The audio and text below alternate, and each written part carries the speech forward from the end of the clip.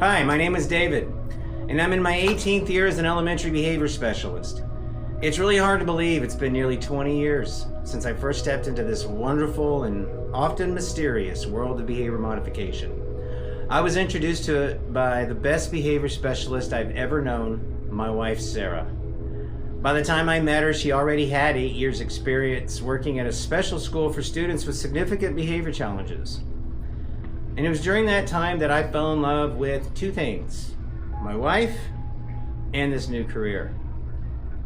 So when I first started, I had no clue what I was getting into. I showed up for my very first day as a behavior specialist with zero training or really meaningful understanding of what it took to be one. So I walk into a room with flickering fluorescent lights, desks were broken and scattered, ripped paper across the floor. And there were these 5 young boys rolling around under their desks. There were no books, no supplies, no decorations, nothing comforting, just an empty, joyless space. And my instructions? Keep them in, don't let them out. That was it. It was sad, it was depressing, and I didn't know how yet, but I knew this wasn't what these kids deserved. Because I had seen the way my wife did it. I knew this could be a place of healing, of safety, of growth. So I made a vow that day that I would stop at nothing to change these kids' lives for the better.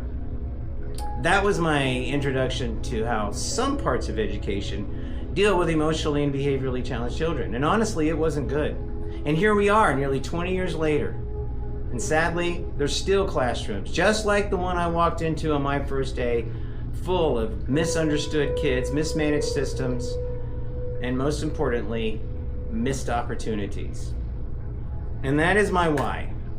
I want to share what I've learned so that we can turn classrooms of chaos into classrooms of love and learning, because these kids are worth it.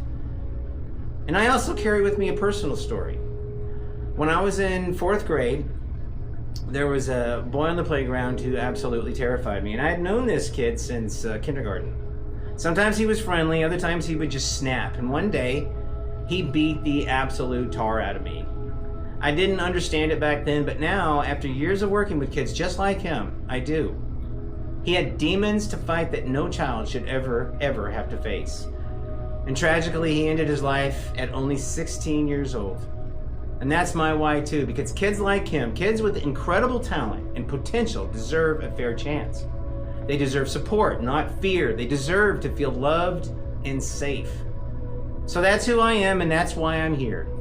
On the Behaviorist Show, I want to show you how to reach the most difficult kids, how to transform classrooms into places of love, growth, and healing, and to change the trajectory of a child's life forever.